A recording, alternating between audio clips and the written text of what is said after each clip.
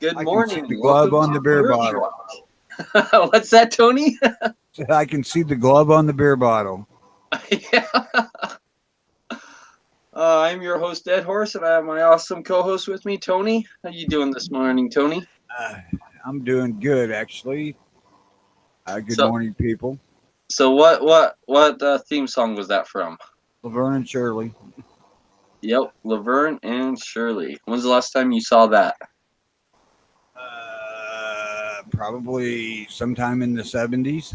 Sometime in the 70s. I was going to say it's been quite a few years since I've watched that show. I don't even know if it's on syndication anymore. But man, I want to say I was pretty little. I want to say I was a preteen the last time I saw that show on TV. It wasn't something I would have watched if I'd had any other choice. Pretty much back before cable, and we just had maybe 3 or 4 channels to flip through. But I seen the glove on the beer bottle thing not within the last 2 months somewhere. I don't remember what it was about. It wasn't the show, but it was somebody showing that clip of the show.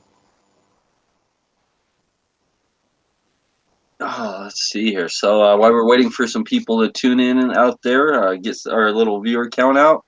So we got Gun Loving Grandpa, G Webs, Vanessa Kitty out there tuning in so far. How you guys doing today? Vanessa says the last time they saw that show was in the 70s. They were in high school. Yeah, I probably saw it in the mid 80s. I want to say is when I last saw that on TV. Sometime in the mid 80s when I was just a little kid. I was probably still in elementary school. I can't remember if it was my grandmother that always watched that or who it was, but I want to say that was about the last time. And it was probably already on reruns back then. I was watching it on reruns. I'm not sure how long that show was on air, but I'm sure it wasn't new episodes back in like '85. It was probably just all reruns. I would imagine. Let's see here. I never cared for the thing myself, but I have seen some or most of the episodes, I suppose. I don't remember it honestly enough to remember even if it was good or not, or I just have very, very vague memories of sitting down in front of the TV, sitting on the floor, and that show being on. And I was probably more interested in like my toys at the time, like my Voltron toys or GI Joe toys or something like that. I was probably more into those, and that was just something on in the background. But yeah, very, very faint memories of that. You know where it came from? What's that? The show Laverne and Shirley. Okay, that was a spin-off of Sunday, Monday. Happy Days, huh? There you go. Yeah, you're right. And then Laverne and Shirley had a show that spun off of that, right? I don't know. I know Mork and Mindy spun off of Happy Days. That was a common ass thing back then. I can't remember. It's been a long time. Oh, let's see here. Boy, I got some gun news today. Some 2A news. Some good and some bad and the ugly, I guess you could say, is what it's looking like today. I actually have good news from Illinois today. Oh, so do I actually. So me and you might have the same thing. Same thing, probably. Maybe. I'm not sure. Does yours involve teachers? Nope. Oh, okay, then we don't. Then we got 2 good stories coming out of Illinois. That's awesome. So hang on, I'm gonna duck here for lighting. No problem. Let's see here. So I do have a trivia quiz for early watch today that I think is going to be very, very interesting. I'm going to wait till maybe halfway through the show to put that out there and get a chance to win a patch from the Gear website store. But I'm going to give an impossible trivia question today. I don't think anyone's going to get it because I sure didn't know about it. Let's see here. I don't know that there's anything that's impossible to get if you got Google. Ah, I don't know. Even with Google, this one might be this one might be really difficult. So let's see here. Hmm. So I guess we'll just got Travis T tuning in out there. Let's see here. Gun Save Life offers free firearms class for Illinois educators. For the second year in a row, Gun Save Life has organized a free gun safety class for those working in education. GSL Defense Training provides the instructors and coursework, while the DeWitt County, Illinois Sportsman's Club provided a great venue. Once again this year, we had almost 40 participants who learned safe gun handling practices. More importantly, they learned how guns are for living, not for killing.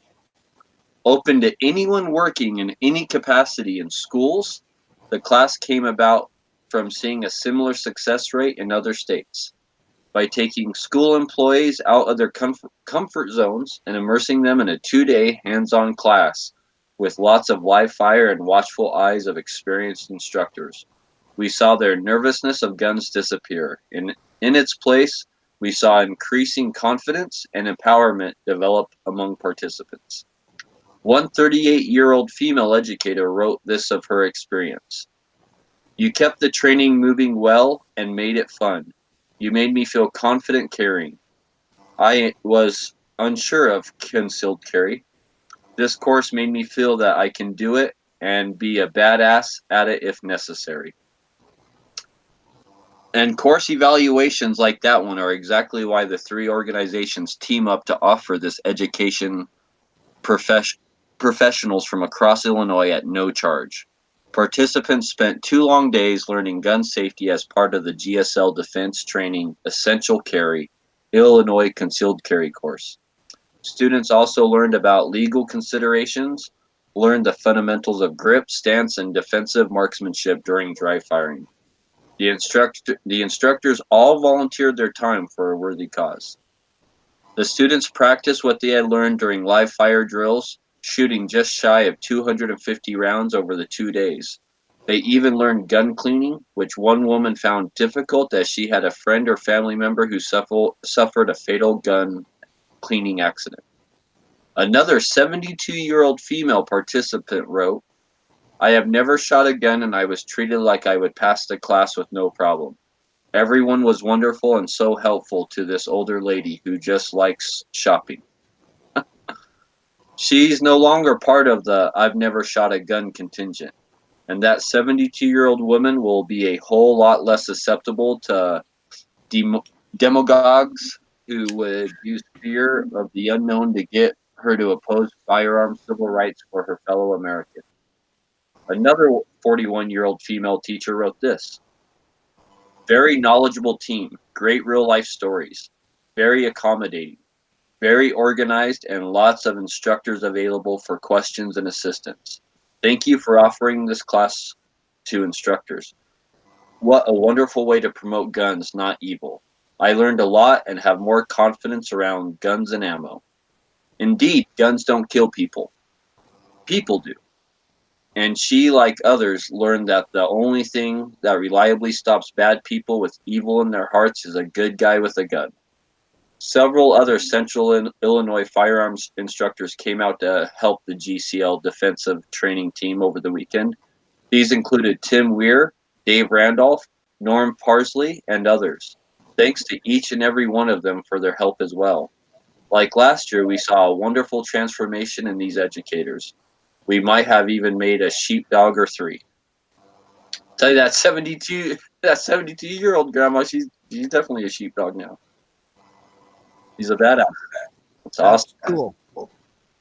Yeah, providing that class free to teachers, that is just such an awesome thing. I mean, gosh, like what a good thing to get out there and promote and do for, public educators. That's awesome. It's basically instructors teaching other instructors, just on a different curriculum, right?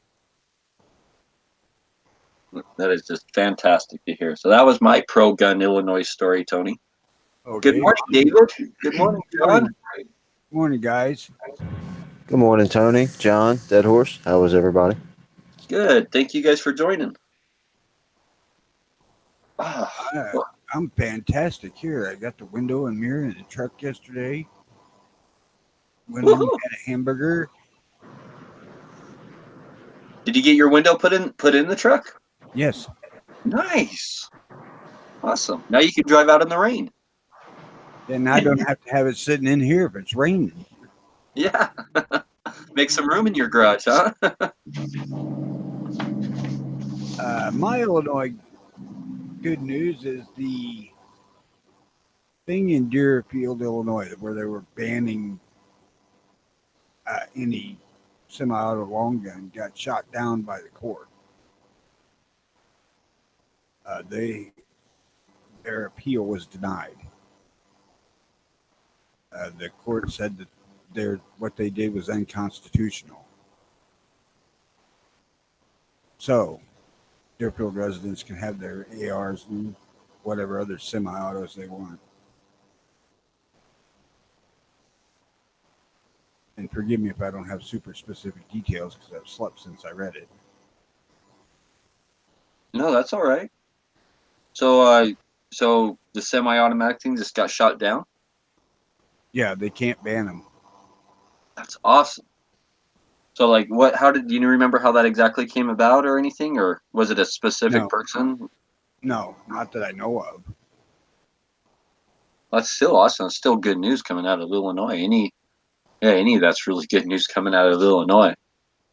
I imagine when you guys have anti-gun bills come like that, it might almost feel like lost hope, right? Like, oh man, this is hopeless, right? But when that stuff goes through, that's a real confidence builder. Our courts are pretty level-headed about the Second Amendment.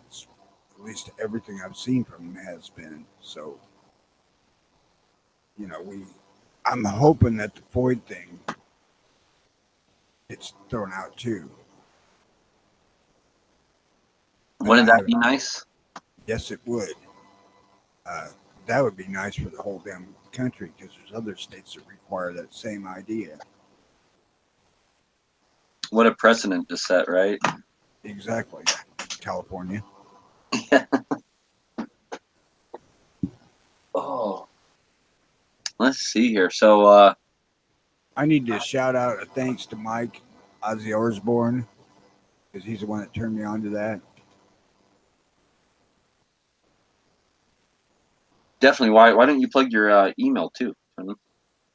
Yeah, anybody that wants to get in contact with me for stuff on the show or anything like that, my email is earlywatchil@gmail.com.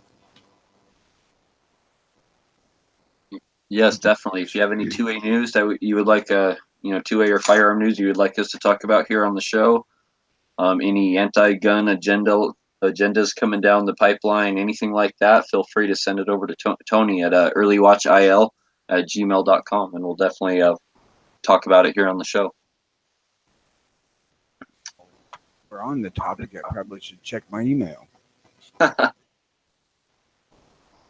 So let's see here. So I have a little bit of a PSA. So I don't know how many of you guys remember this story from back in April, but GOP gun rights activists arrested for flashing handgun at U.S. Marshal.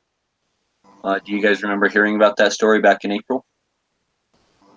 I don't think so. No. So I believe this happened in Colorado. And so I'll just go ahead and read this here. So a gun rights activist is facing a felony menacing charge after she allegedly flashed a handgun at a U.S. Marshal, the Colorado Springs Gazette reported Monday. Kanda Khalif, a Second Amendment advocate who lost a Republican bid for Colorado's House last year, is due in court this week following her April 10th arrest. An off-duty marshal was on Interstate 25 in a Gap construction zone when a woman in a van had flashed a handgun at him, according to a probable cause affidavit obtained by the outlet. The marshal said Khalif did not point the gun directly at him, but flashed it in a way to ensure he could see it, and he said he felt endangered by it. Khalif later allegedly sped off the interstate, reportedly accelerating up to 90 miles per hour and changing multiple lanes, according to the affidavit. My emergency equipment had not been activated at all at the time, but it appeared to me that the driver was going to try to elude me, the responding state trooper said. Khalif declined to comment to the Colorado Springs Gazette, which did quote her attorney, Drew Eddy, as saying, "My client is innocent of these charges. They are allegations at this point." According to the affidavit reported by the Gazette, Khalif acknowledged that she was carrying a revolver and a concealed carry permit, and police confiscated the Smith & Wesson .38 Special. Khalif posted a $2,500 bond that same day and is expected in Douglas County's 18th Judicial District on Wednesday. Khalif is a prominent gun rights advocate in Colorado Springs, according to the Gazette. The newspaper noted that she opposed the so-called red flag bill signed into law by Governor Jared Polis in April. The law grants judges, starting in January, the power to temporarily take away guns from people thought to be at high risk of harming themselves or others. Khalif wrote in the Gazette that she wholeheartedly opposed it. This bill takes away the right to keep and bear arms from Coloradoans without due process, she wrote. It presumes to predict crime and curtail individuals' liberties based on potential feelings and conjecture. This is dangerous to all citizens in a free society. Khalif failed to win the Republican nomination last year for Colorado's House District 14, and she lost a 2015 bid for the Colorado Springs City Council to incumbent Larry Bagley. But what kind of scary story is this? So it doesn't go into detail like if this was a more of a road rage incident. Did this guy cut her off? Did this guy just see a pro-gun sticker on the back of her car and make something up? I mean, this is just, I've heard a couple different things about it. I'm not going to get into any of the conspiracy theory stuff, but it is a scary thing. And I would just, mind people that it's brandishing a firearm is against the law. I was just going to say, if it's true, and I'm not suggesting that it is, I do not know. If it is true, this is stupid shit that we shouldn't let happen. I mean, I realize there's no way of stopping somebody from doing something like that, but we don't need that kind of help. No, it's especially with her being such a Second Amendment advocate, it kind of makes us all look bad, so to speak. At least in anti-gunners' eyes, like, oh, we're all like her, right? And again, we don't know the full story. We don't know what took place. Maybe for all we know, this guy, almost ran her off the road. Like, we don't know. Still, especially while driving a vehicle down the road, there's really no reason to be pulling or brandishing a gun if she even did that. Again, that's just an allegation. A story I heard from someone because I have family in Colorado. One of the stories I heard around in Colorado is that this lady's van was littered with stickers. The back of the van is literally littered with stickers. Everything from like Trump to Second Amendment, from like Cold Dead Hands, gun, Smith and Wesson stickers, stuff like that. And some are saying that she was targeted and purposely targeted, but I'm not going to get into that. But still, it's just something to think about.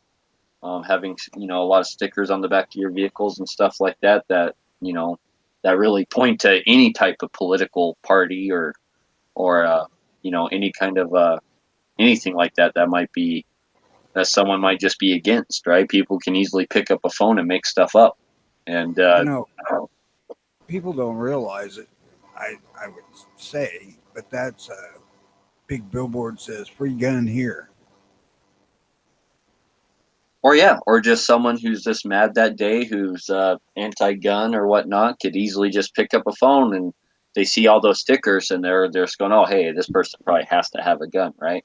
Let me just make this little phone call, and that's all it takes. And then it's, well, let's let the judge work it out, right?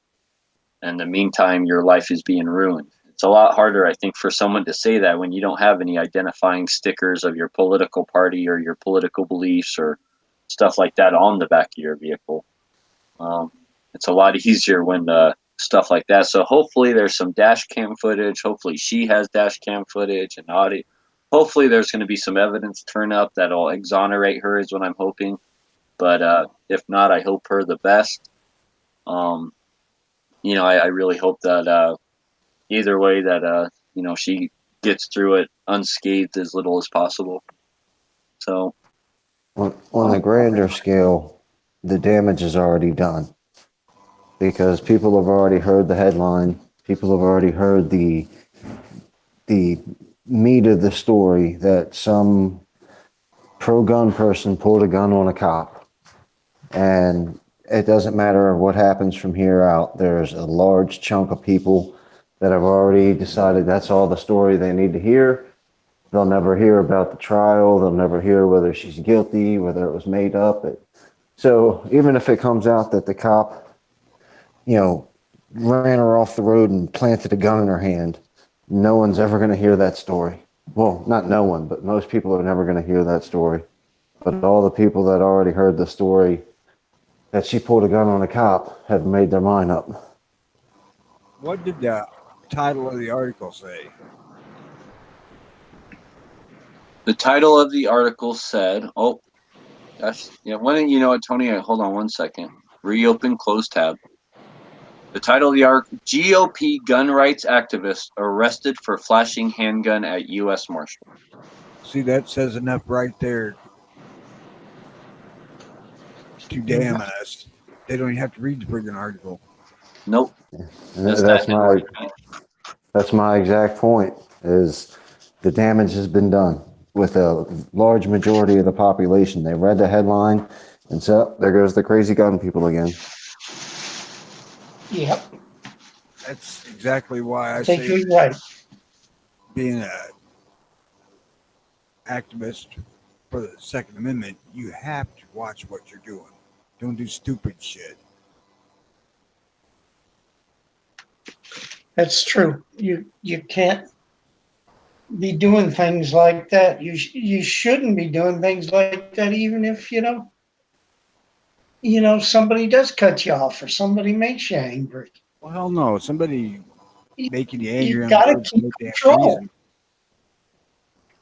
reason.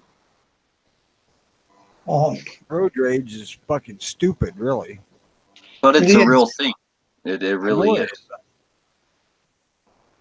And it's nothing, no one cutting in front of you and butting in front of that, stop sign or that turn or merging into traffic or cutting you off. Like nothing is like that's worth risking your life. It really isn't. It's not only risking your life, it's risking your rights, to brandish a firearm.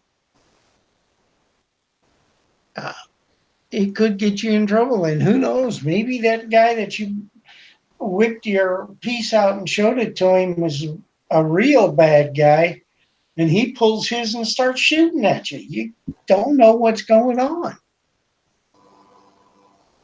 So this brings me to another story about. One more. Can I say one more thing? Yes, sir. By all means. I don't know. It's been, God, I think, since the 90s. I think it was the Brady Bunch, the Brady campaign, that put out at one point that if you saw somebody, if somehow somebody printed or showed the butt of their gun when they were concealed carrying, the Brady campaign put out that if you saw that, you should call the cops and report a gun. And there were a number. I know this was when I was in Colorado.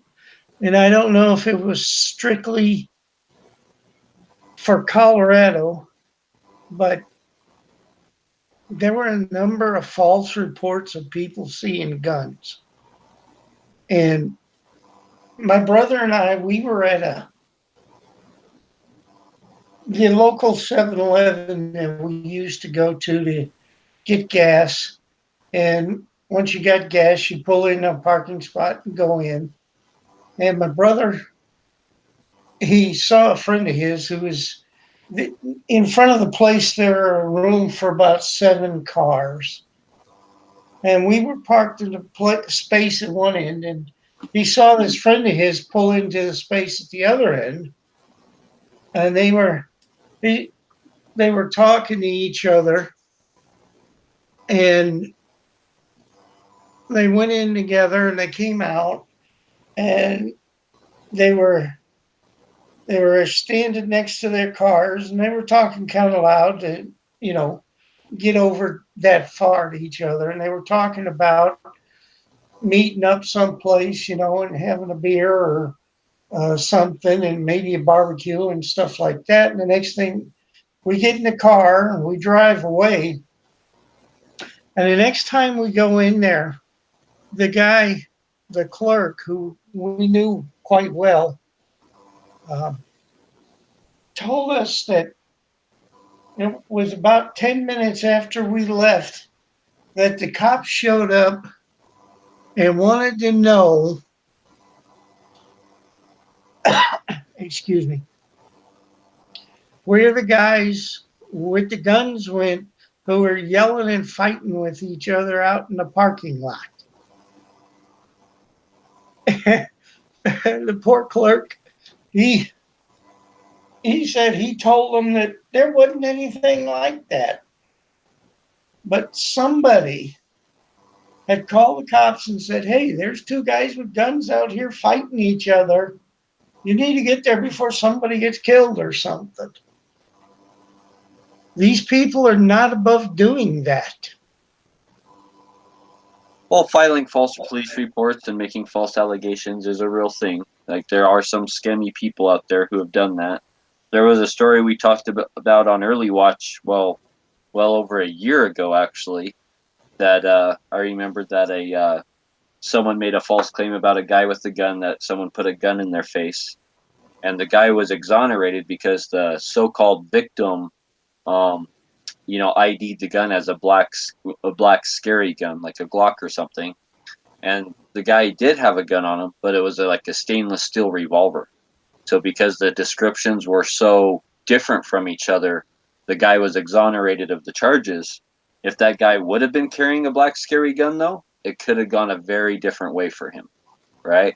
So, I mean, there is a history and there is a record of, similar things happening like that. It wouldn't be the first time that someone's made a false police report and false allegation of, any number of things, right?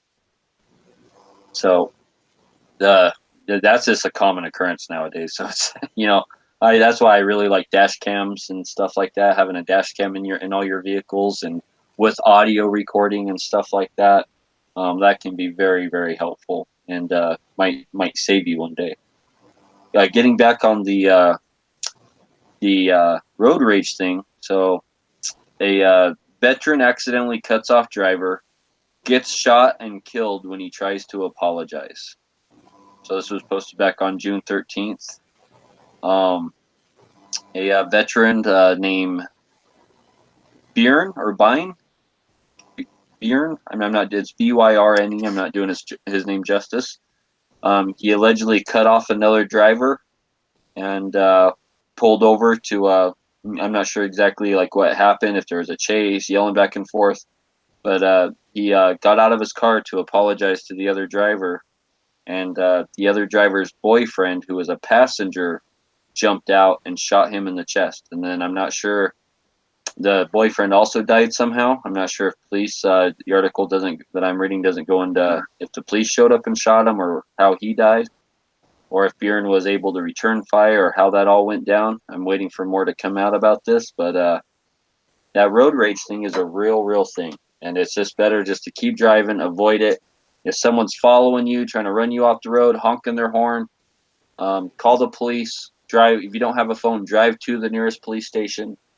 Like that's a real thing. And it's just better to, this guy was just a guy who was literally just trying to apologize, saying, "Oh, hey, I didn't see you. I'm sorry."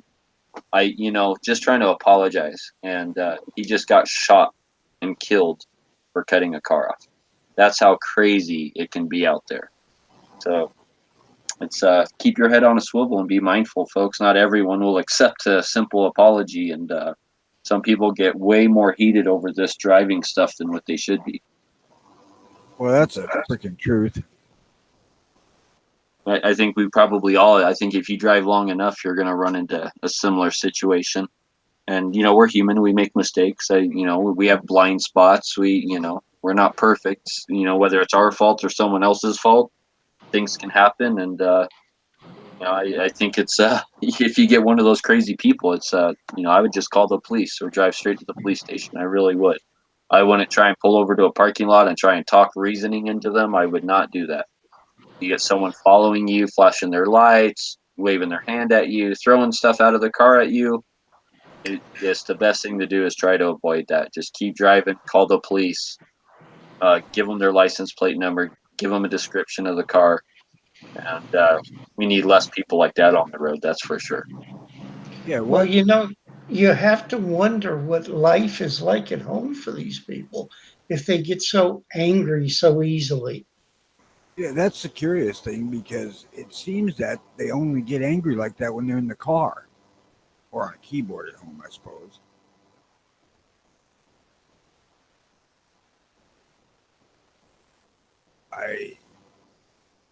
There's very little another driver can do to somebody to make it worth killing them for.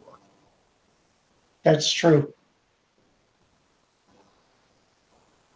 Well, it's not even worth getting in a fist fight for, or just any kind of physical or even a verbal confrontation. It's just not worth it. You might think that you're just going to get out and exchange words with the guy, but and that's maybe what this gentleman thought right here. But it turned tragic. So, like I said, it's better to stay in your vehicle, to keep driving. You don't, if they don't accept your wave and your lip reading of I'm sorry, my bad. And if they don't accept that and they want to follow you and harass you, just call the police and let the police sort it out. And it's really not, you don't want to be the one that's confronting these people, even if you are the one that's at fault and you're the one that's trying to apologize and you're completely sympathetic.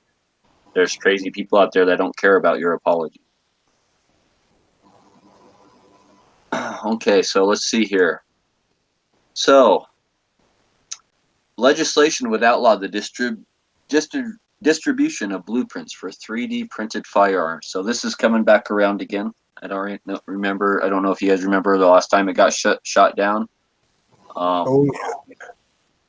So it's coming back around again. Senators Edward J. Markey out of Massachusetts and Robert Menendez out of New Jersey and Ted Deutsch out of Florida introduced legislation last week that would make it illegal to distribute online blueprints and instructions that detail how to automatically program. I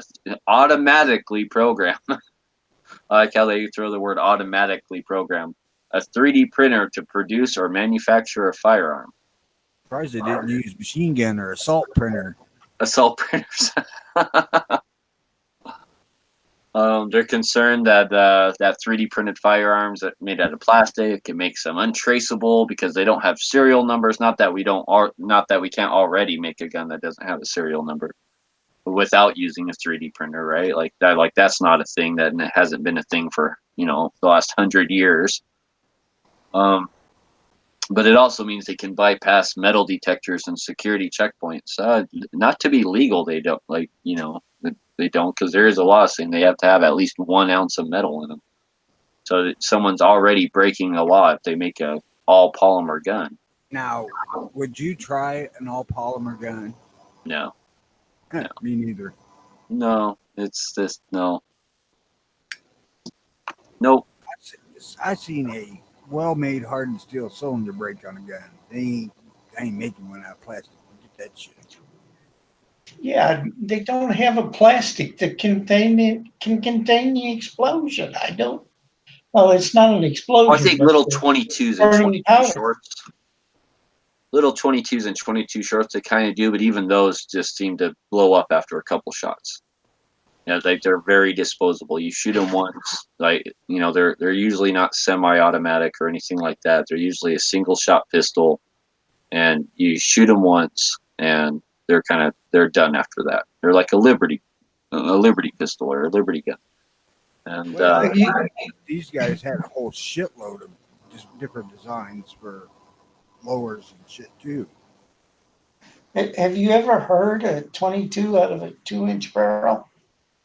Oh, It's louder than 30-06 out of a 24-inch barrel. And I'm talking about shorts. I'm not talking about the long rifles. yeah, my NAA revolver has an 1 1/8 barrel, Yeah. so basically a 1 inch barrel. Um, let's see here. Out here in the chat, I want to say everyone keep Travis T and his son in their prayers and thoughts today. He's at the hospital with his son, and his son had surgery on Monday, and they'll be waking him up from sedation soon. So let's just keep him in our thoughts and prayers that everything went well and his son makes a speedy recovery. Let's see here. Vanessa says, if anyone sees your firearm here and calls the cops, the police will come and disarm you for good. We have a carry license, yet open carry is difficult. And Vanessa also says, oh, so a political sticker on my truck gives the police the right to arrest? No, it doesn't give them the right to arrest, but it gives someone more incentive that's against that political party or against whatever you're promoting. It gives them more, I guess, ammunition to point you out and to cause you trouble. And with just nothing more than a phone call, because let's face it, if someone calls up the police and says, oh, there's a person with a gun, the police are going to act on that, right? And then they'll figure out later, did he really have a gun? What happened? They'll figure it out all later through an investigation in court. In the meantime, you're in jail, you're getting bailed out, you're having news stories printed about you, basically demonizing you in the media, and so it can just cause you some trouble. I find it difficult to believe that a cop would went after her over stickers. To be honest, a state cop. I mean, he's got enough shit to do in his day, I would imagine. So, I don't know, man. I'm waiting to see what comes out on this. Oh, we got the Outlaw Hatfield out there joining us. Howdy, Outlaw. We miss you, buddy. We hope everything's going very well for you. Clay out there says the veteran shot back, though. So I guess that perpetrator probably was shot by the veteran. That's the story I read. Did not say who shot the perpetrator, but I'm glad at least the veteran was the one that got him.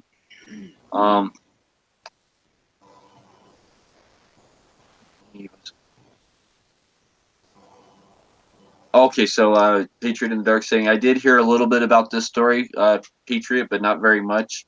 I just saw a quick little 1-minute video in passing about it, about the guy at Costco. He was knocked out and he was with his child, and when he woke up, he shot the guy, and the guy he shot was mentally impaired. I did hear about that, and people were demonizing it, and some people were, I'm of the mindset that violent behavior is violent behavior, and it doesn't matter who's doing it. It doesn't matter if they do have a mental disability or mentally impaired.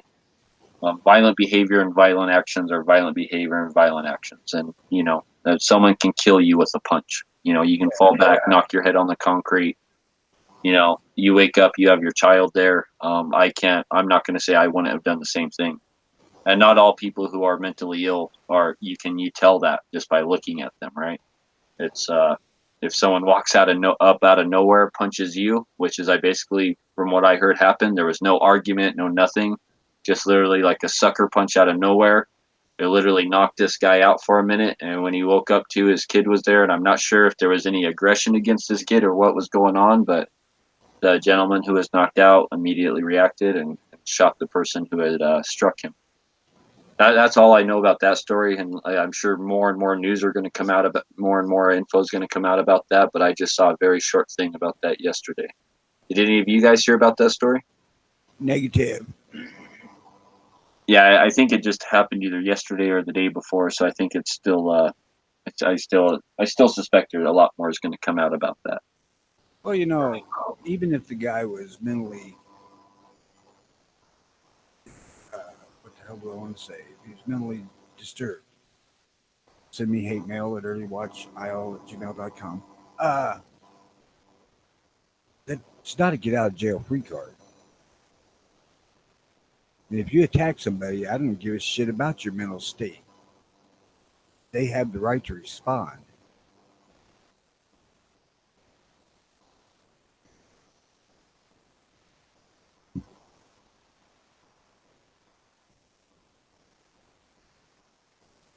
Let's see here. You're exactly right. Let's see here. The next one is NRA mocks Eric Swalwell over low turnout at his gun control event outside their offices.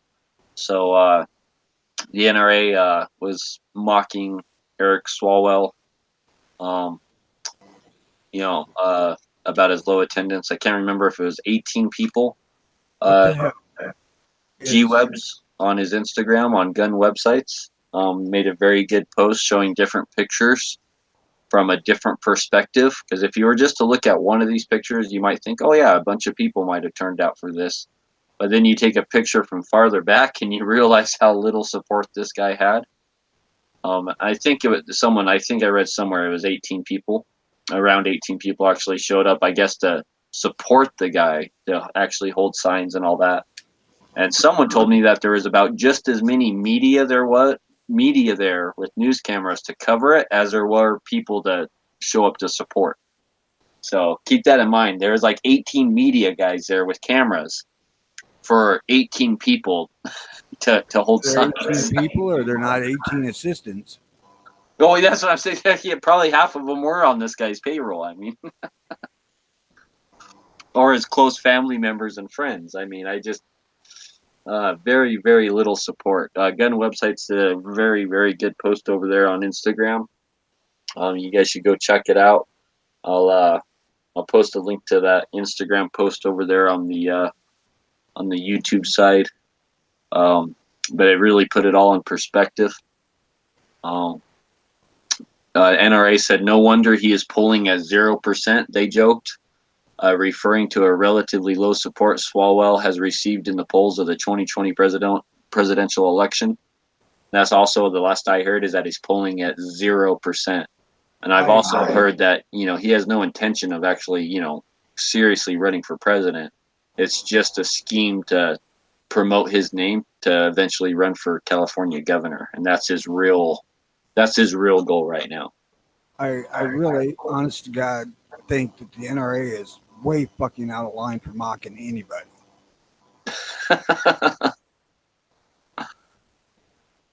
I mean, that's what we do as people in chat and stuff, but a fucking political organization, no. That's one of the things that I really dislike about Trump is the way he's willing to mock people. But with Trump, he's getting his fair share of attack. Every fucking minute of every day, he's being attacked by somebody. But the NRA, they should not be doing that shit. So Swalwell is instituting his plan for buybacks of military-style semi-automatic assault weapons, among other significant restrictions on the Second Amendment. So I'm not sure. I actually haven't heard the actual facts about this plan, other than just buying these guns back, but not of how much or any actual real data. I'll be curious to see that as that comes out, what this plan all entails. But hopefully it doesn't gain any kind of momentum on the Democratic side, and hopefully it's not something that we even have to really try and fight or look at. They already won all that shit. Pelosi said that she would do a fucking executive emergency order had the chance. Yeah. No. I just I I don't like the whole mudslinging bit at all. The optics of situations matter to people who ain't really vested in it.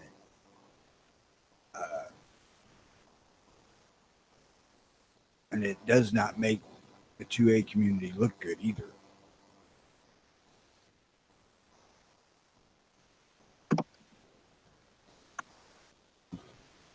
Oh, let's see here. So, did you guys hear about the Century Arms lawsuit? No, No, I didn't. Century Arms wins motion to dismiss in X-Tech tactical lawsuit.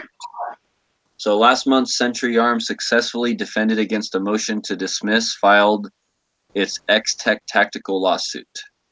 The order means that Century's lawsuit against X-Tech can continue. The matter involves a waffle pattern AK-47 magazine design that Century alleges was infringed upon by X-Tech Tactical. Have you guys seen those X-Tech Tactical magazines? No. I have seen them on Instagram, and they're touted to be like basically bulletproof, like really substantially built magazines. In September of 2018, Century Arms announced the purchase of U.S. Palm with the intent on manufacturing and selling AK products previously designed that had never made it to the market. Details on the recent developments in the, oh, let's see here. So plaintiff Century Arms International is a firearms manufacturer. Let me see, where was the part? According to Century's complaint, X-Tech, without U.S. Palm's consent, offered nearly identical products to the magazine and grip for sale at a wholesome show labeled as X-Tech products. In a spreadsheet, these two products are described as a Mag 47, which is a revised former U.S. Palm AK-30 mag, and Grip 37, a former U.S. Palm AKBG. So I'm just assuming that's an AK grip. So the conclusion was that Century has sufficiently pled its trade dress claim under the Lanham Act defendant's remaining arguments lack merit. It is therefore ordered that the defendant's motion to dismiss is denied. So basically, this lawsuit, the X-Tech tried to get it dismissed, and that was shot down. So the lawsuit's going to continue to go on, and from what I'm seeing here, chances are Century is going to win this, but we'll wait to see. But yeah, copyright infringement and patent infringement, that's a real thing out there, especially in the gun world. And you can't just copy someone else's copyrighted and patented designs. Yeah, Or just someone who, and Century didn't even make these designs. Let's make that clear. They bought the rights from U.S. Palm. let's just ask Smith and Wesson about that shit.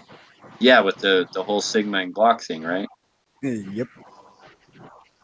So, but it Actually, looks like, that's funny because the Sigma is actually less like a Glock than the SD9 is. well, that's probably what the Smith and Wesson said. Hey, if we got to pay $6 every gun we sell to Glock, like let's just make something that's even closer, right? That's quite possible. I mean, I could see it being like that. The way they configured that transfer bar or whatever the hell they call that thing that the trigger pushes to release the sear. On the Sigma, it's several pieces and pins, and on the SD, it's one thing. Now, was that a pre-lawsuit Sigma or an after-lawsuit Sigma? God, I have no idea. Because I know those two are supposed to be different from each other in some way. I really don't know. I would say pre because they were trying to skirt the we're copying the Glock issue. But to be honest, I don't know. I bought it used and replaced some springs in it. And that's about it. I did carry it for probably 8 months. When I won the SD9, I decided, hell, I'll carry that. Let's see here. What else do we got? So, oppose HR 288 or 282, federal gun ban omnibus bill. You guys heard about this? I did run across this yesterday. So the HR 282 covers the whole gamut of problems anti-gunners have with the Second Amendment. HR 282 would seek to prevent the sale or possession of most semi-automatic firearms and outright ban all AKs and AR types. Require disclosing lost or stolen firearms, mandatory gun show background checks, and the restriction of outright banning of firearms, parts, and accessories. HR 282 will bring about Second Amendment crisis if allowed to pass. So it basically looked like, from what I heard about it too, is that it was that they were trying to do a whole bunch of things at once, and that it looked like it might turn into a shit show. Basically, is how I heard one person put it. And Representative Beatty out of Ohio, Democrat out of Ohio, is the author of this bill. So let's make sure that all you guys in Ohio make sure to vote Representative Beatty out of office. We don't need people who are trying to, promote these type of anti-gun legislations through. We don't need them in office. So that's one thing that a lot of times we go to vote and we see all these names, right, on paper, and we have no idea who these people are, where they stand. That's why if you hear about an anti-gun bill that's coming, that's in your state, look at the authors and the co-sponsors on those bills and be like, okay, these are the guys in my state. Let me write down these names. And then next election, you have a list of anti-gunners, basically, anti-freedom politicians that you can go in with and be like, oh, Beatty? Oh, that's that. Yep. I'm not voting for him. I'm voting for the other guy. And, because I don't know about you guys, but when you go to vote, there's a lot of names on the list that you have no idea who these people really are, what stances they're about, and you're just literally just looking at names, right? Right. That's done on purpose. I've talked about it before. I'm pretty politically involved, and there's a bunch of people on Maryland's ballots all the time I've never even heard of. And like I said, they do that intentionally. You swell the size of government, make it so big that you can't keep track of it. And the only way to fix it is make more government on top of it. And so this is all done deliberately. And that's why it's up to us because there's nothing underneath their name that says, oh, this representative, he wrote this bill and he supported this and he did that, to remind you, right? There's nothing there other than their name. So that's why we can take, if you're in Ohio right now, write down this name, Beatty. And then when you go in, like, oh, okay, this guy, like, so keep track of your state and make a list. We all have cell phones nowadays. We can easily program it into a notepad on our cell phone, write it down on a piece of paper, however you want to do it. But start keeping track of these anti-gun bills, these anti-gun stuff, of the people who are actually writing them and endorsing them. Keep track of those people, and that's how you can empower your vote and make your vote really count. Basically, what you're saying is do your homework, right? Yeah, Do your research and find out what these people think and what they want, which is something most of us been saying for a long time. That's not even doing homework. That's just taking notes. Yeah, that's true. Yeah, just taking notes. I mean, so it's usually put out there. Every single bill out there, you're going to be able to find the author. Like every anti-gun legislation, you're going to find the author, and you're going to be able to find out who the co-sponsors of the bill are. Fairly easy.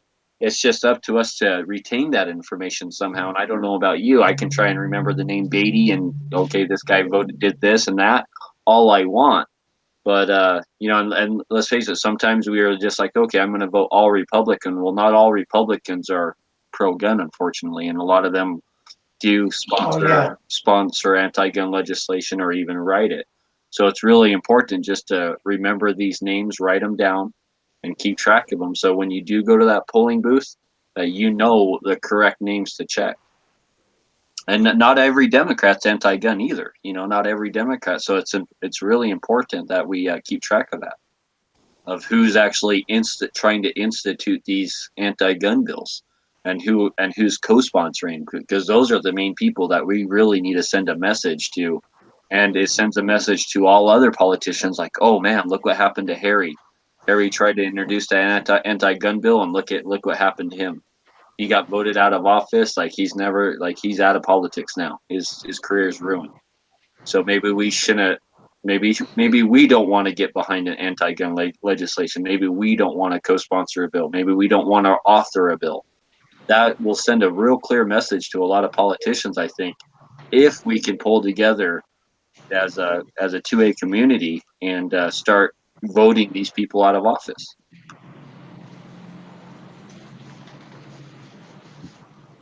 And with approximately 100 million gun owners in America, I mean, I think we should be able to do that.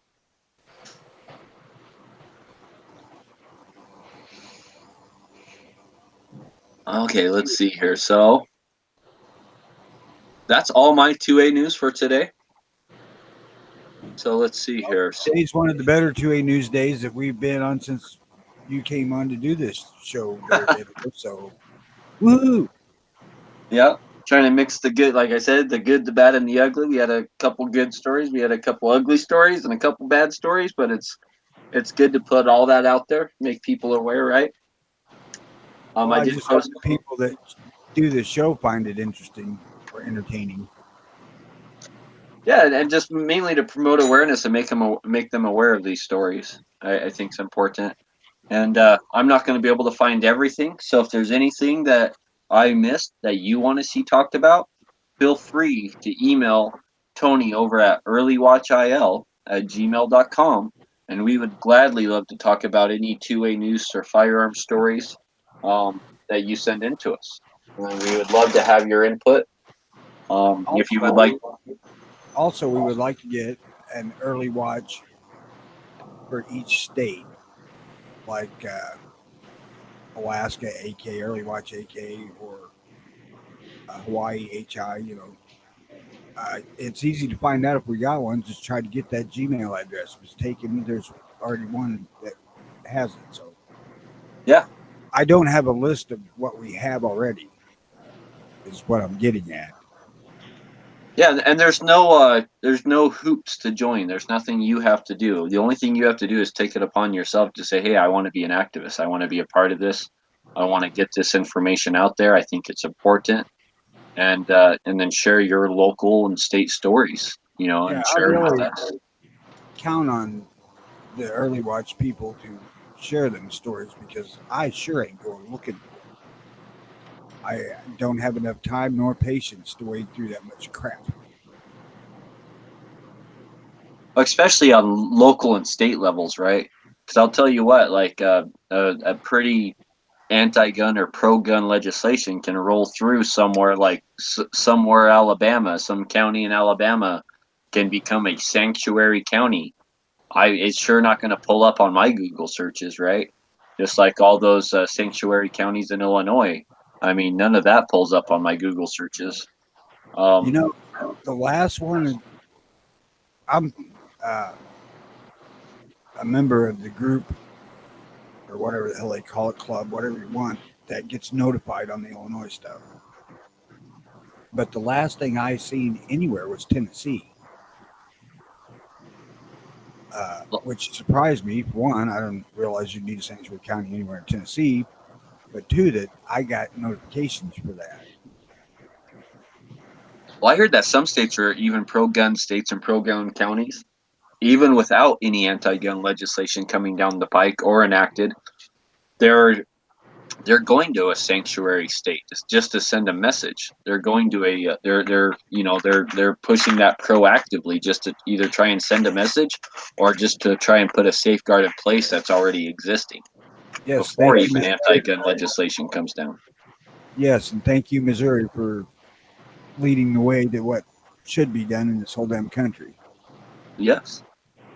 Even Needles, California. California got its first sanctuary city. In Needles, California. That ain't really California. That's just I know it's right on. It's considered California. they It turn sends a these. message. It gives other cities and counties hope there, and I hope that others follow suit. I hope others say that, hey, look, Needles did it. They're technically in California. Maybe we can do it too. Because there Man, are a lot of rural areas still in California. It's not just LA and San Francisco, right? So there's plenty of rural towns and rural areas, and hopefully more of them step up. the thing is, if you're in Needles and you face east, you're breathing Arizona air. I wonder if they have to pay a tax on that. Uh, what, breathing the air or facing east? Oh no, breathing Arizona air instead of Californian air. I wonder if they get taxed. Well, there's a disclaimer that it'll cause cancer in California. Probably. um, Adam out there says many of these laws come from ignorance. Yes, they do.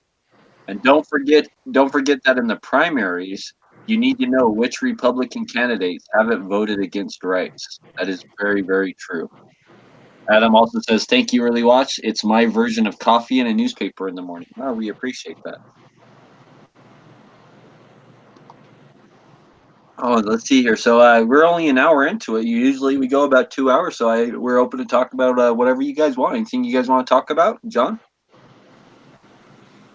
or anyone out there in the YouTube side or Gun Channel side have anything that they any stories or anything that they would like to see us discuss? Feel free to post it over there. No, I haven't got anything this morning. What about you, David?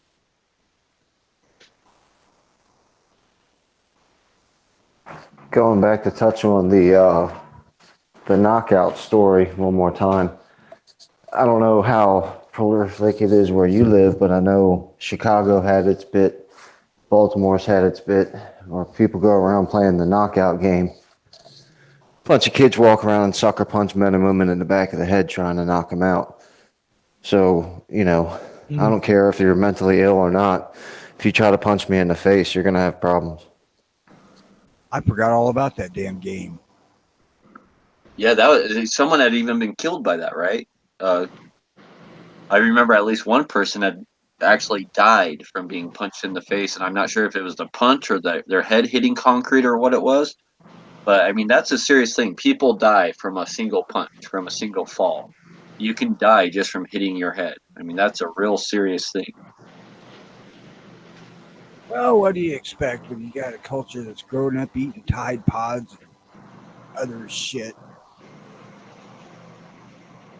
Well, I think that whole knockout game was like I don't know if I want to say a lot of that was gang related. It was like they're a new type of like either initiation or to prove that you can do something.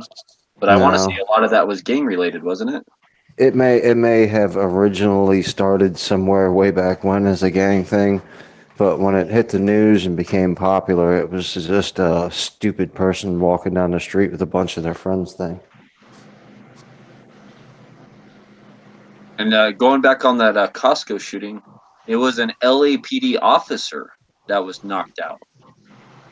So it wasn't. It was a LAPD off-duty officer that was with his child. So he was with his 1-year-old child. So the attorney for the off-duty Los Angeles police officer who fatally shot a man, described by his family as having an intellectual disability, and two others at a Costco store in Corona, and two others, the store in Corona said he was defending himself and a 1-year-old child.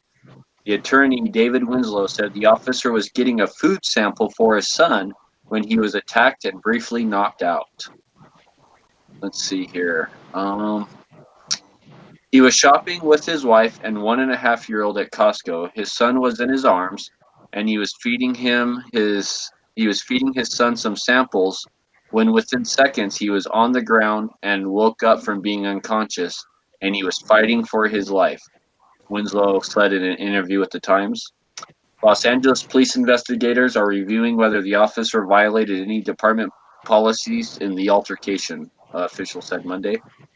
Authorities said the assault, which was captured on Costco security cameras, was unprovoked and led the officer to fire his weapon, killing um, the bad guy, 32, and wounding two of the bad guy's family members, whom a relative identified as the suspect's parents. The officer did not know the man's disability at the time, according to law enforcement source who spoke on the condition of anonymity. Um, the bad guy lived with his parents and had the mental capacity of a teenager. His cousin Rick said in a phone interview, "He was a gentle giant. He sure sounded gentle. He's never been violent in the past. He's always been very cooperative and kept to himself." Winslow said he was not authorized to speak in more detail about the case. The department has not publicly named the officer. Authorities did not arrest him based on information provided by police by witnesses. The Riverside County District Attorney will ultimately decide whether the officer will face charges. Experts say it's fairly common for officers to carry their firearms in public while off duty. Off-duty police, like private citizens with firearm permits in California, are legally allowed to fire their weapon in self-defense in the event of an imminent attack, and if there's no ability to retreat from the situation, said Jody Armour, a law professor at USC. The real question will be whether a reasonable person in the situation of the shooter would have believed he was under attack, threatened with death or serious bodily injury, he said. The shooter has to feel like they're about to be attacked and there is no less drastic alternative. The fact that the officer's child was in his arms at the time and that the people injured were not armed will be major factors in determining whether the level of force was justified, said Ed Obiawashi, Plumas County Sheriff's deputy and use of force advisor to the California Association of Police Training Officers. Even when an officer is off duty, the understanding of law enforcement. Oh, let's see. Sorry, these dang pop-ups here. So they're Even when saying the oh, go ahead, that, Tony. before it slips my mind, they're saying that this dude had a duty to retreat. That they're looking into that if he did. So they're investigating. So I did the thing I heard about. There's a lot of pushback from the family and the community, like, oh, he was a gentle giant and he never hurt a fly, and and I'm sorry. It's when you get attacked, I'm not asking the person if they attack me like, hey, what's going on here? Like, do you have a mental condition or you have something going on in your life? Like, I'm not waiting to find out when some big dude snaps my neck, right? Or hurts my 1-year-old son. You try to hurt my family, motherfucker. I'm gonna drop you. They didn't say that he had a mental illness, but they called Michael Brown the gentle giant. The guy that strong arm robbed the convenience store and then tried to rustle the gun away from the cop before the cop shot him. That gentle giant. Oh You yeah. didn't shirt. All these bad guys nowadays, you notice they were all on their way to being doctors and lawyers and fine upstanding citizens before they tried to kill people and rob stores, and it's amazing. I guess we should give everybody free college to end all this violence. But let's see God, here. I shouldn't have said that on live. That become their next excuse to give free college away. If it saves one life. Obawashi said that the officer's justification for the shooting might be that he could not protect his 1-year-old without using deadly force. This threat had to have been so immediate and so severe that the officer believed he had to use deadly force. The officer suffered minor injuries in the confrontation and was taken to the hospital and later discharged.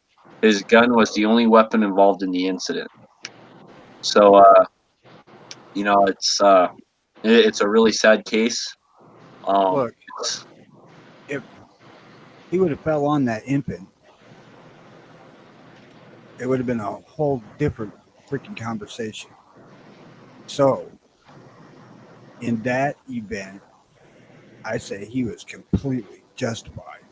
Yeah, and I haven't seen any video. I don't think they've released a video of this yet. But the thing that strikes me is that back to the beginning of the article is that when he was attacked and he was knocked out, he woke up from being unconscious and he was fighting for his life. Right. Yeah, So I that heard. that tells me right there that the guy just didn't punch him and walk away. That the guy punched him and then continued to either attack him, his wife, his son, something. Something else was going on after he got hit and fell to the ground. That there was still an attack going on. That's what I'm thinking, just based on that wording. Sure written that way. Yeah. So don't mess with a parent with their child. There's nothing more dangerous than a parent trying to defend their child. So we will fight tooth and nail to defend our children. So yeah, that's a bad move there. Especially mothers, because And mothers die to protect their children without thought. You know, one of the scenarios that you always hear, or the narratives rather, is the guy was hiking through the woods and the bear mauled him. And without a doubt, you'll hear, "Oh well, he probably got between a cub and the mama." You can't let anything. That's just nature. That's what happens. A mama's gonna to fight to the death to defend her cub or whatever kind of animal you're talking about. But then when you talk about a human being that a father or a mother defended their child, all of a sudden it's a problem. that's very true. I didn't think of it that way. That is very, very true. That is something just in nature, right? Survival of the species. It's just an instinct that's built into us. I'm curious though how this would have played out had the cop got up, punched the guy in the freaking mouth, and knocked him into a shelf or something, and killed him.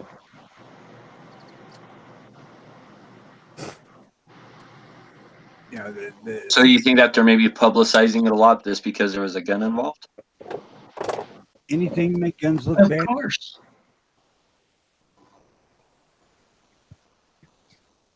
Yes, they're going to publicize it so that the gun looks bad, so we look bad. The, this is what was it that that guy in um, Obama's administration said? You never let a incident like this go by. You, every time there's a shooting, they take it to the fullest extent that they can to pass their anti-gun laws.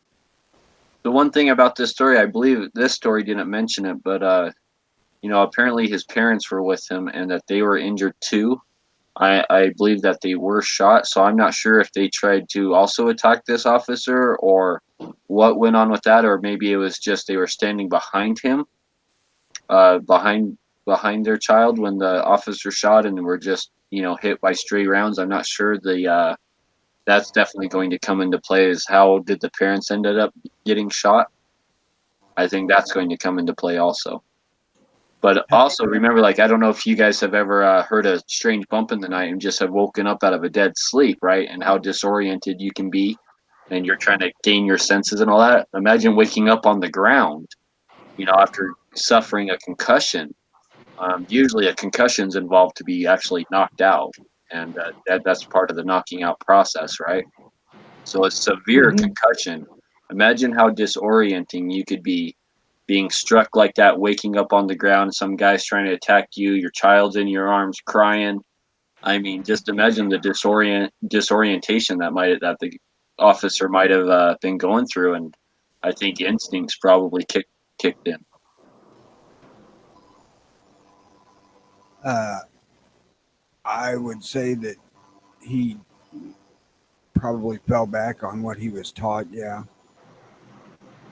Yeah, instincts and training, and I'm sure all that kicked in, and granted, like, I don't know how long this guy was out. He could have got hit, knocked out, and the actual landing on the ground is what will come back up. Like, I don't know if it was a minute. I don't know if it was 10 seconds.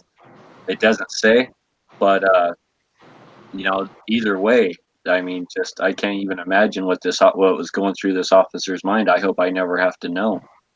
But I'm glad the officer and I'm glad his child's okay. That's for sure. If Because anybody out there, again, it doesn't matter to me. It doesn't matter that the subject was mentally disabled. It matters that it was a violent attack that could have ended in serious injury or death for the innocent people. Right? I mean that's what really matters. Is a violent attack is a violent attack. It doesn't matter who's perpetrating it. It doesn't. It doesn't exactly. matter if it's an 80-year-old woman with a knife or someone with the mentality of a teenager. And that whole mentality of a teenager they're pointing to, I don't know how many teenagers just go around violently assaulting people like that. You know what I mean?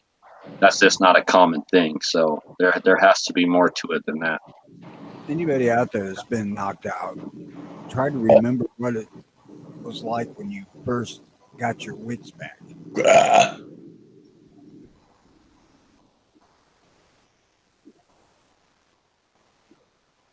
I can recall waking up in a cop car signing tickets after I had a motorcycle accident.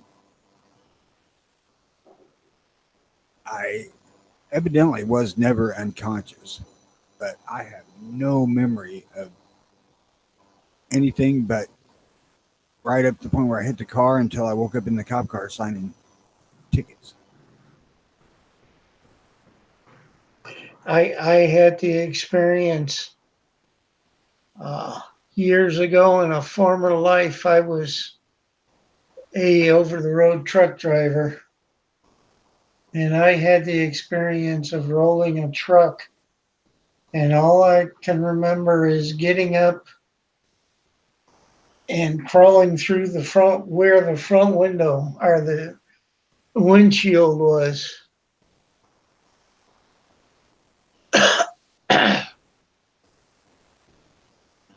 Just, you know, And let's remember the media, the fake media out there. We know how truthful they can be. We know how much, truth that they can put into their stories and the way they can spin things. So we'll wait for more facts to come out. We'll wait for the video to come out before we necessarily make judgment. For all we know, this officer could be more at fault than what it appears and what it seems like. Or he could be completely innocent and exonerated, which is that's the way I hope it turns out. I just can't imagine anyone attacking someone without provocation, holding a 1-year-old child, and it being that father's fault. But apparently, Clay out there says that the parents are in critical condition. So yeah, I guess they were shot. The officer fired 7 rounds. It looks like. But still, I hope it works out in the end. I hope that I hope that it's not something more to it than what the media is putting out. I hope that they are putting out factual information about this, but I guess we'll wait and see for the videos to be released if they are ever released, and maybe if the videos are out there, I haven't seen them. I haven't looked for them either. I get I'll just eventually come across them probably on social media or whatnot. So Patrick says he has one for us. Why is the media not talking about that kid that shot up the federal court building in Dallas?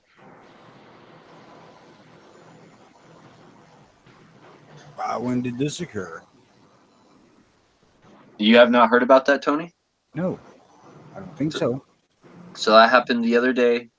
Was it Monday? Was it Monday that this happened? I think it was Monday. So a person, a young, I think he was like a 22-year-old kid or something, ex-army maybe. I think he did 2 years in the army, and I heard he was a current security guard somewhere, and he dressed in a mask and some soft armor and had like a magazine carrier and a AR-15. And apparently he just walked up to the federal courthouse in Dallas and started shooting into it. And he started shooting into it, and almost immediately someone from outside the courthouse started shooting at him, which made him reassess his situation and run into a parking lot where he was killed. It happened very, very fast. Luckily, the bad guy's dead. Luckily, the bad guy didn't kill in it. I don't even think he actually even shot a single innocent person. But I imagine a federal courthouse like that early in the morning, there's detectives on their way there for court cases and police officers on their way there for court cases. And that whole area, I'm sure, has all sorts of just law enforcement going to and fro. And I really think I'm not sure the first person to engage him, but you can see the rounds hitting off the brick of the first person that engaged him. Hey, John, you got a bunch of background noise coming through there, buddy, just so you know. Okay. Well, having worked at a federal courthouse for a number of years, I can tell you that the only people that are coming into the courthouse that are not in possession of a gun are in handcuffs, from what I've seen, except in bankruptcy court. Because all these cops come in and leave their guns with the court security officer because they had a locker for them. And I would not want to go up against somebody in the federal courthouse. I mean, there's too many people there that have access to guns quickly. I think the main reason that, like, you probably haven't heard about it, Tony, is I think the main reason is that it doesn't fit their narrative. He did not kill any innocent victims. I don't even think he wounded a single one. He was killed immediately by good guys with guns, and that the whole, guns save lives, guns prevent these bad things. The media does not want that narrative out there. They only want, to publicize the stories that are like, oh, look, gun-free zone. Look at all these people who died. That's the spin that they want to put on everything. So when one of these bad guys tries to go on one of these mass murder sprees, and he gets instantly taken out before he can harm a single person by a good guy with a gun, yeah, that does not fit their agenda at all. So it made the news here for all of like 1.5 minutes. I mean, they did 90 seconds on it, and that was it. Nothing more. Uh, I've That's a good heard point. the word Antifa mentioned. I don't know how it's connected, but I wonder if it is. Well, I think that was a lot of people. I haven't heard anything definitive on that. I was even speculating at one point, like, hey, is this guy involved with Antifa? Is he like, what's his political associations? Like who, what's up? Like, why did this guy do this? Right? Just trying to, like, did he have like something like, what was up? And apparently he did have some sort of manifesto out there, and he was going to start a revolution and all sorts of crazy talk. I think this guy just had some serious issues, and you know, I'm just glad that he was taken out of the picture before he could harm a single innocent person. And I really, really want to know who was the first person to engage this subject, because he literally runs out up to the outside of the courthouse, starts shooting in through a door into the courthouse, and almost immediately someone from outside the courthouse starts shooting at this guy. You can't see in the video footage where the good person was, where the good guy was. You can't see who he was, but you can see his rounds splattering off the brick of the building by the bad guy. And so he was definitely being engaged out on the street by a good guy with a gun. I'm assuming it was a detective or a police officer, probably just on his way to court. But and the accuracy wasn't all that great, so I'm assuming he was being engaged by just nothing more than a handgun at a very long, far range. I'm guessing, the accuracy I saw, the shots were missing off target by a pretty wide margin. But still, just those shots and the sound of gunshots being directed at him got his attention, made him stop shooting into the building, and made him start to retreat into a parking lot where he was finally shot and killed. And credit to the officers too that did shoot and kill him. That they tried to save his life. I mean, they sat there and tried to administer first aid and perform CPR, but in the pictures I saw, it looked like he took a round right through the heart, and he could have been on an operating table and shot and still have died right there. So It could be that the reason they're not publicizing it is just what you said. A good guy with a gun stopped this guy from creating all this harm and mayhem.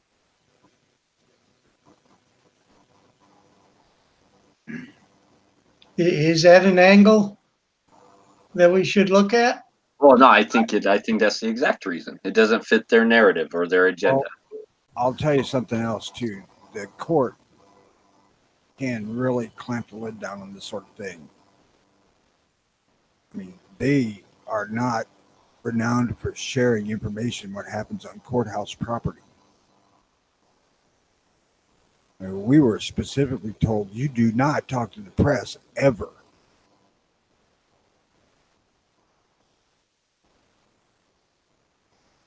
Damn, scared him off. I guess he was No. done with this. I Yeah, it I kind of can goes. I can Go ahead, John. understand that because my father was in the military, and if he was in uniform, the people would assume he was a representative of the government, and anything he said would have been taken like it was the government saying it. So, when this was in the 60s and 70s, and when we went someplace, he had to be out of uniform. I mean, if he didn't do any more than take his blouse off and lay it over the seat and just walk around in his t-shirt and with his fatigue pants and boots on, and he had to be out of uniform when we were going to the store or something like that, so that he wasn't a representative of the government.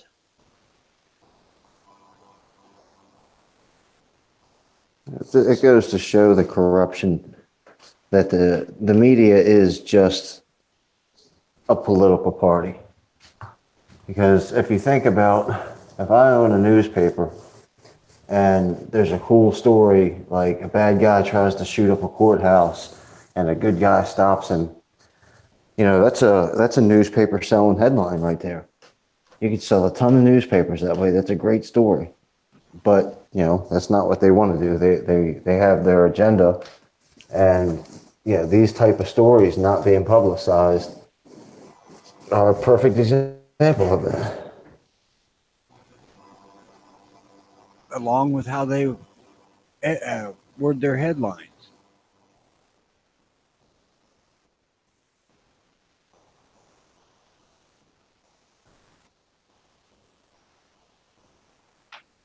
I have something if you guys want to discuss it.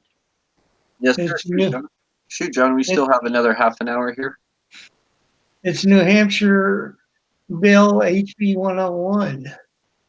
It says an act relative to regulating possession of firearms in a school district. Analysis is this bill allows a school district, school administrative unit, or chartered public school to adopt and enforce a policy regulating firearms, firearm components, ammunition, firearm supplies, or knives within its jurisdiction. Now, to me, that says the principal of the school gets to decide whether he wants to allow armed teachers or not. But I'm not, what do you think?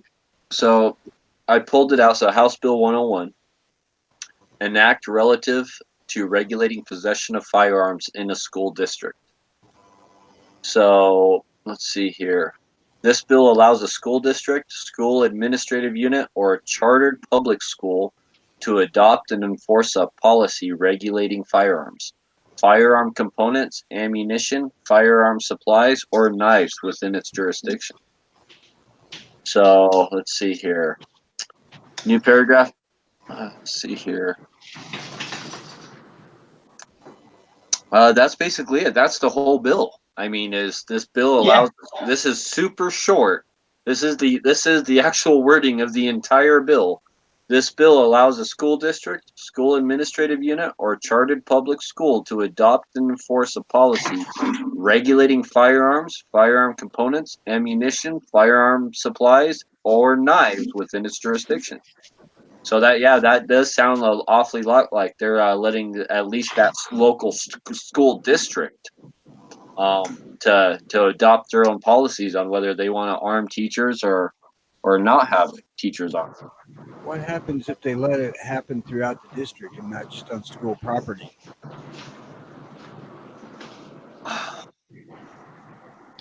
That's a good question.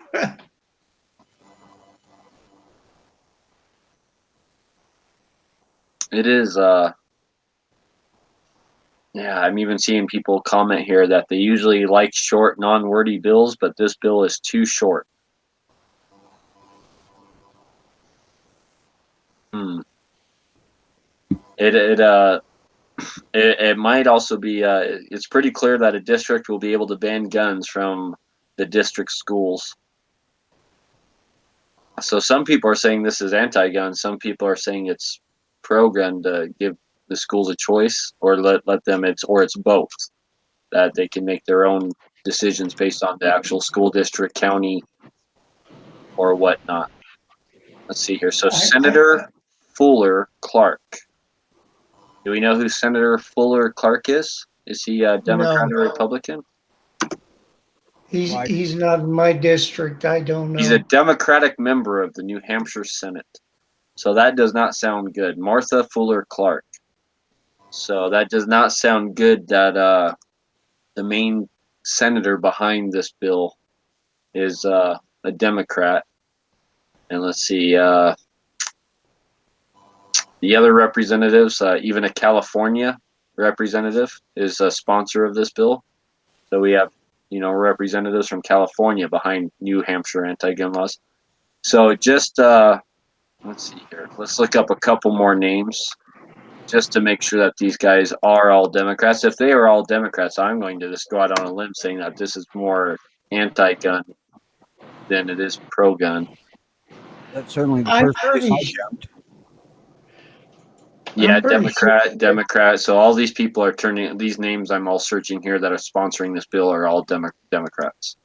So that to me sounds like it's more anti-gun than anything. I'm pretty sure the idea is for the school district to outlaw the guns, because New Hampshire is a pretty gun-friendly state, even though it's a blue state. So well, is there already is there already any kind of law there that says that teachers can carry, or it's up to their discretion, or anything like that? I don't know. This hasn't come up before until I saw this. But we do have, constitutional carry. And I'd have to look at it, but I'm not sure if it blocks carry on school grounds or not. It probably does. Because I'm sure our schools are gun-free zones. Well, is that not mandated by the federal government? The schools are gun-free? I think so. Well, I don't know, because here our teachers are allowed to carry if they so choose to.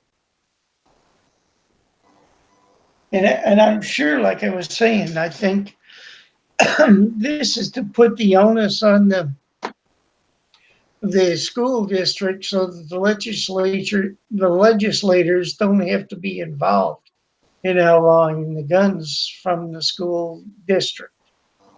So they don't even have to try and get an anti-gun bill passed. It's up to the school district. So the school district can say, "Oh no, teachers can't carry at all," and then that shoots down everything, right? Like even if a pro-gun bill was passed saying that, "Oh, teachers can carry," then the school district says, "No, you can't." Well, then no, you can't, right?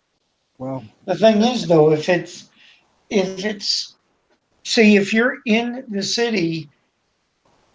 It's just like any place else. You're in the city, you're anti-gun, and you're out in we're farmers and out in the rural, I can even say it, areas, you're pretty much pro-gun. And a school district out there, if the principal decides that it's all right for his teachers to be armed, what are they going to do about it? Because it's right there. Like, he has the control in his hands. Well, the thing that disturbs me about this is that it did not say on school district property. It just Right. said on the school district. So could they backhandedly come in and have a school district say we don't want any guns in our district? I That's don't what know. I'm concerned about because my Yeah. backyard is a school. So if the word district means just that, the district itself, and is not exclusive to the school property, school teacher on school grounds and stuff like that, and it just means the district, well then you don't get any more district than me. Like I can see the school from my back porch.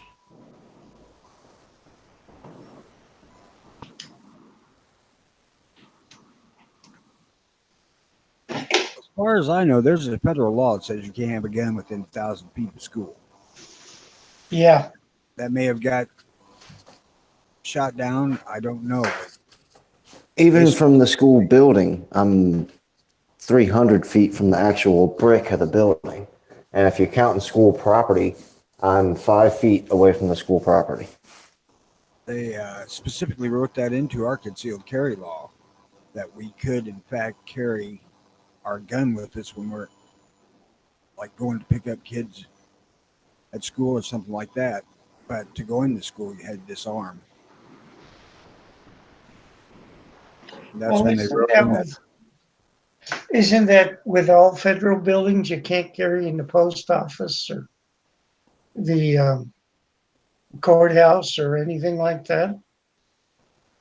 Yeah, they don't let cops carry in the courthouse, federal Yeah. courthouse. The marshals, my courthouse I worked in had a marshal's office in the basement. They didn't even get to carry up on the floor. Only person in that building with a gun was me and the two court security officers at man's front door. As far as I know. Now, it wasn't up to me to check people, see if they were armed or not. It was up to the two CSOs.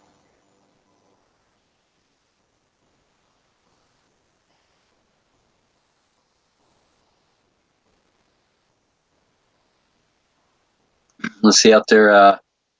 Patrick says he was a net job coming from our local news in Dallas Fort Worth area. Midnight Range says they will push it as he tried to kill people with an AR-15. That's enough for anti-gunners to use. I'm not sure why they aren't. It would be different maybe if a CCW holder put him down. Adam Folk says it wasn't a gun-free zone and good guy stopped mass murder. And that's why they're not running with this story. Patrick also says no innocent people were killed or hurt. Bad guy dead. And that's why they're not running with it. Patrick also says fact is dead bodies and sex makes the headlines for news. Good news goes to back of the line. Yep. Midnight Range says Senator Fuller shit. Yeah, no, just based on the people sponsoring this bill, it definitely seems anti-gun. It just so New Hampshire, please be aware, HB 101, very very vaguely short worded. Yep, I definitely see this as a anti-gun attempt to even, like I said, even if they did pass a law that said, oh, like teachers can carry guns in schools if up to their discretion, this would basically instantly block that if just all the school district would have to say is, oh, no guns. So circumventing the law, those school district loopholes. Yeah, this one could be a nasty one too. So you guys better keep your ear to the ground on this thing.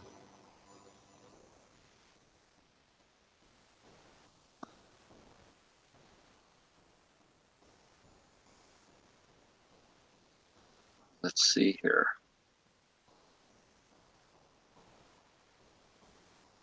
Oh, I got another good news story here.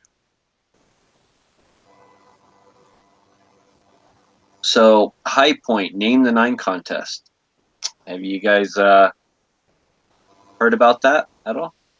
I seen that somewhere, but I didn't read it. So, High Point No. had this named the High Point tactical 9mm gun that was debuted, I believe, at SHOT Show earlier this year. They had a Name the Nine contest, and they're supposedly going to, whatever name got the most votes, they were going to name it. So the first round of the voting was just come up with a name, and so out of all the people that came up with names and voted on the names that people had come up with, they took 5 of those names, and one of them was called Yeet Cannon or YC9. Another one was WLS9 for the We Like Shooting. That's the one I voted for, was the WLS9 for the We Like Shooting podcast.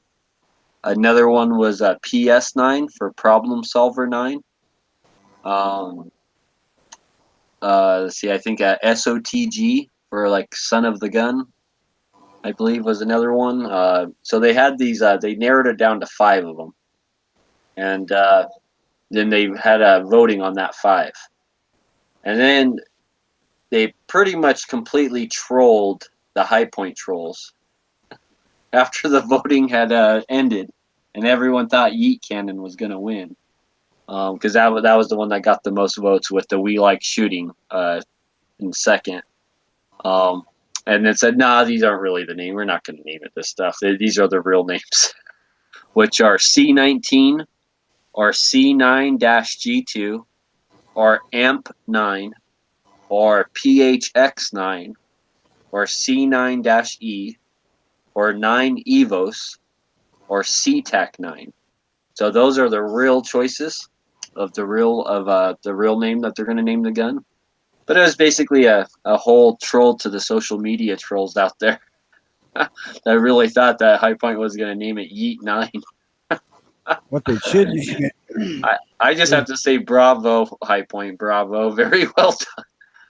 And I'll tell you what, people who never had any intention of buying this gun, even though they said they would if it was named Yeet 9, I know they would never buy it. Just are super, super upset on social media about this right now. You would really think someone pissed in their Cheerios, because the outlash on social media over this is just really funny. It's phenomenal.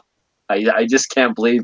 I never took it seriously. I never did. As soon as I saw those names, I was like, "There's no way High Point's going to name it Problem Solver 9 or We Like Shooting 9." Even though I had some hope for the We Like Shooting one, I was still thinking the whole time in the back of my head, they're not going to name a gun this.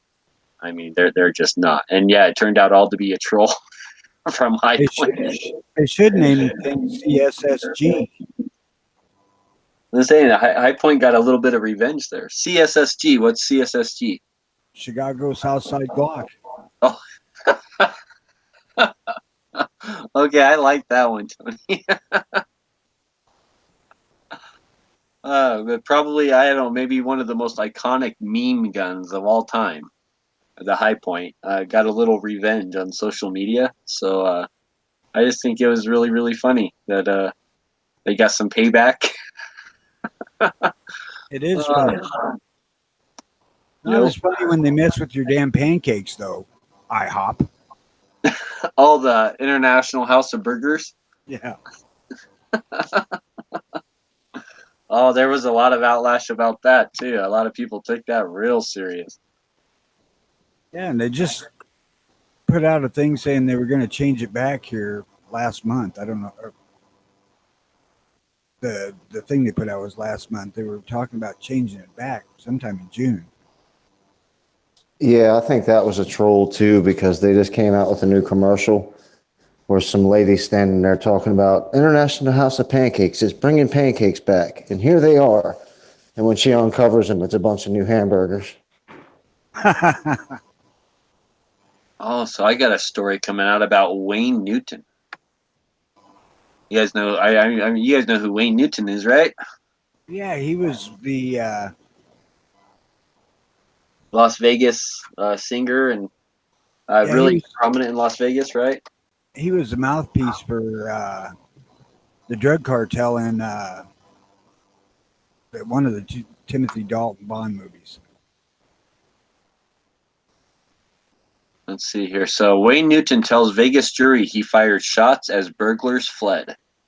Las Vegas. Longtime Las Vegas entertainer Wayne Newton told a Nevada jury on Tuesday that he fired a gunshot to scare away two burglars that he and his wife and their teenage daughter encountered during a second burglary in 10 days at their home a year ago.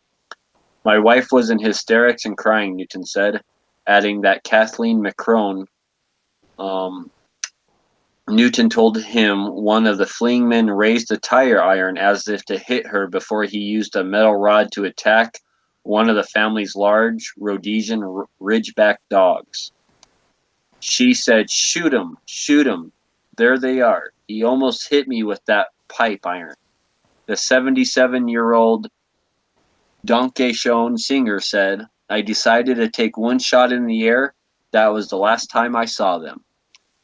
The testimony came during trial for Wesley Hosea Martin, a 22-year-old Nevada prison inmate accused of being one of the burglars that night and of also burglarizing the Newton mansion and neighboring home 10 days earlier. The second suspect in the Newton home burglary has not been identified or apprehended. Martin's public defender conceded during opening statements that Martin's face was captured on doorbell security cameras at the neighboring home the night of the first Newton home robbery on June 3rd, 2018. The Newtons were in New York at the time. But the burglars who 10 days later apparently tried to pry open a safe in Wayne Newton's dressing room had bandanas on their faces, and Ewing told jurors that only a vague video image of someone with a similar body shape and size on the Newton home stairway might tie Martin to the break-in that the Newtons interrupted. Martin was arrested last July after an inventory of items he sold to a coin and jewelry business matched items from the Newtons' home. He has pleaded not guilty to 11 felonies and faces sentencing as a habitual criminal if he's convicted. The Newtons escaped injury. Their dogs were treated by a veterinarian for head injuries and broken teeth. Under questioning by defense lawyer Chris Peterson, Kathleen Newton acknowledged that in a 2-page written statement she gave police less than 3 hours after the incident she wrote nothing about having been threatened with a tire iron or crowbar. She also told police she thought the burglars were young, Hispanic, maybe African American, but that she first thought they were Hispanic. Martin, who is black, sat impassively at the defendant's table wearing a white shirt and blue tie. The trial is expected to last several days. Martin was convicted of 2 unrelated previous burglary-related felonies in 2015 and is currently serving up to 6 years in prison for violating probation and being a felon in possession of a gun.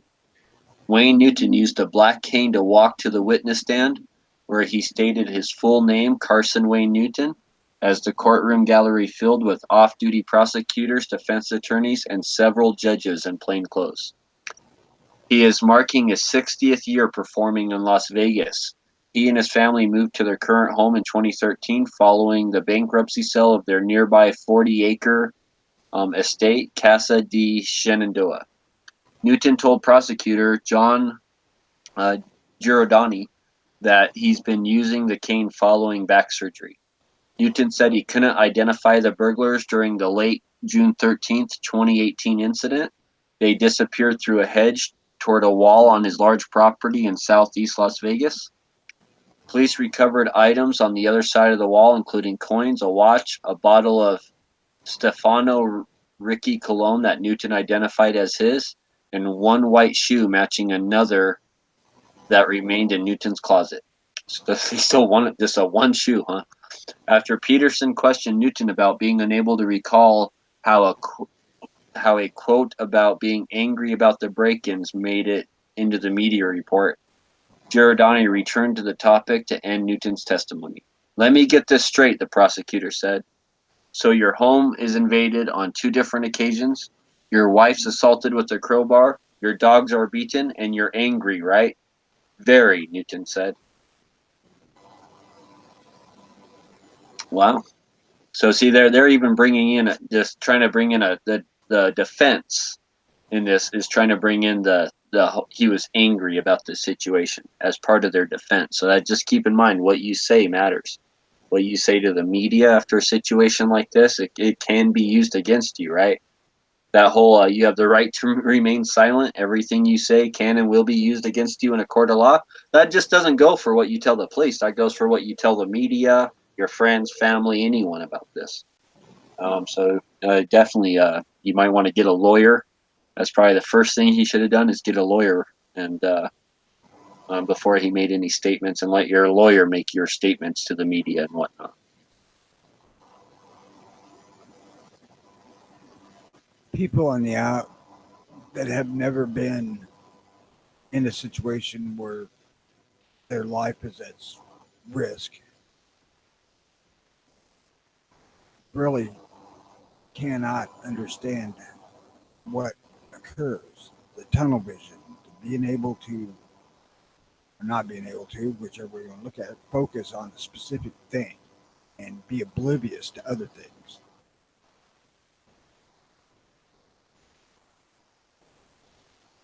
I don't know, man. Don't shoot into the fucking ceiling.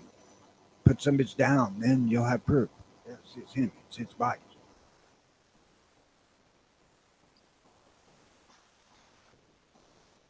Midnight says Wayne Newton has a teenage daughter. He's like 300 years old. Yeah, it surprised me. A teenage daughter. That kind of surprised me too. It gives me hope for the future. I don't know. Next time in Vegas, I might have to just check out a Wayne Newton show. I'm just saying, if he's pro gun.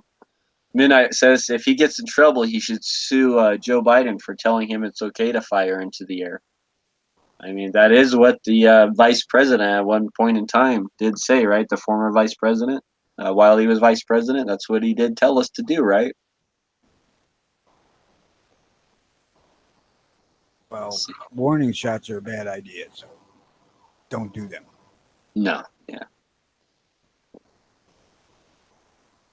The Geo says, let's see here. Geo says, has anyone seen my monkey? Let's see. Well, that's all my gun news stories for today. I thought that was just real interesting that Wayne Newton, and that's something I never heard about. I don't know if you guys heard about that a year ago, that those robberies taking place and this incident taking place a year ago. But that just shows you how hard it can be to find pro-gun news, even with a famous person like Wayne Newton, who's been in, movies and just headlined in Las Vegas for, the last 60 years. Just it can be super hard to find these good guy with the gun stories and pro-gun stories, because I sure did not hear anything about this Wayne Newton incident until, today. Well, because that's only because he's in court this week. I don't believe I heard anything about it. I know I didn't hear anything about that dude in Texas. Well, I hope that he is exonerated. It sounds like to me like he had every right to, defend his wife and his dogs and his property. And so I hope that this goes really fast and easy for him and doesn't cause him or his family any unneeded stress. And I really hope that guy the best. And I definitely am much more likely to see a Wayne Newton concert the next time I'm in Vegas. That might be something actually really cool to do now. But it definitely makes me want to see him more than I've ever thought about. I don't know that I'd go that far. But there again, I don't ever plan to go to Vegas. Hey, I'm not opposed to it. I mean, that guy was a ladies' man. I probably learn a couple things from him. How to father a child at 90? Hey, I mean, it's yeah, he's a ladies' man. What can I say? It's Las Vegas, and he's a ladies' man. Man, yep. Did All the they more power to him. they carry your Viagra into your garage with the pork truck? Oh, I'm sure he's getting that by the pallet. The last thing I really remember about Wayne Newton was National Lampoon's Vegas Vacation. You guys remember that movie? God, I don't think I saw it. I'm aware of it, yes. I don't believe I ever saw it. Great movie, great movie. Not as good as the first two or even Christmas Vacation, but it was still pretty good.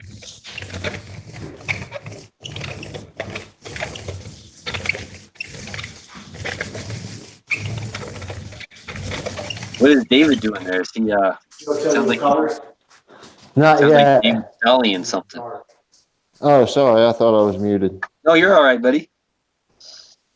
Yeah, it beats dead air. Probably one of those sheetrock jacks. They used to Uh, lift up the sheetrock. another couple of minutes, and we'd have been able to make all kinds of shit up about what he's doing. So with that, we're getting close to the top of the second hour here. We usually like to try and keep this show 2 hours, so we'll go through the room with any shout outs or any upcoming stuff. So we'll start on the end there with John Brown Productions. Anything coming up for you, good sir? Or any shout outs or anything you want to promote awareness on? No, just thank you for inviting me on the show. Now, these shows are very informative, and excuse me. Thank you. Yes, sir. Thank you for joining. Always glad to have you. Very informative. That seems to go against the credo of the early watch. No, I think it's about being a good show. I think the very informative part's the part that we try to be, right? We want to be informative. We're just not sure if we're good at it. We're just not sure how good we are at being informative. I already know that I'm not good at it. Either am I. It's a struggle bus, but we're trying. David Bowling, if you have a moment, if not, we can come back to you. But if there's anything coming up for you or anything that you want to shout out, Yeah, I was rolling my paint roller squeaks when I roll it against the wall. But check out everysecondmatters.com and check out Rick's Life as I See It later tonight, Shooting with Disabilities, 7 p.m. Eastern. yes, sir, definitely. And thanks for coming in and sitting with us, man. That's great.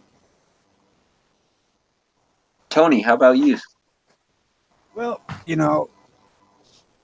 I'm going to go completely off the freaking page here and thank Dodge for making a damn window in this Dakota so easy to replace. Well, you didn't have any rivets you had to drill out or to remove the track or anything like that, or motor or anything? 4 screws and 5 nuts. And 3 of those nuts were holding the mirror on. That doesn't sound too bad. It took me about an hour to change the mirror and window. It was easy. Well, I'm glad that went nice and smooth for you, and you can get that out of the garage now. Free up some room and not have to worry about rainy days. Well, I ain't going to free up any room because when it comes out, the Suburban's coming in. It's going to sit here for a while, I imagine.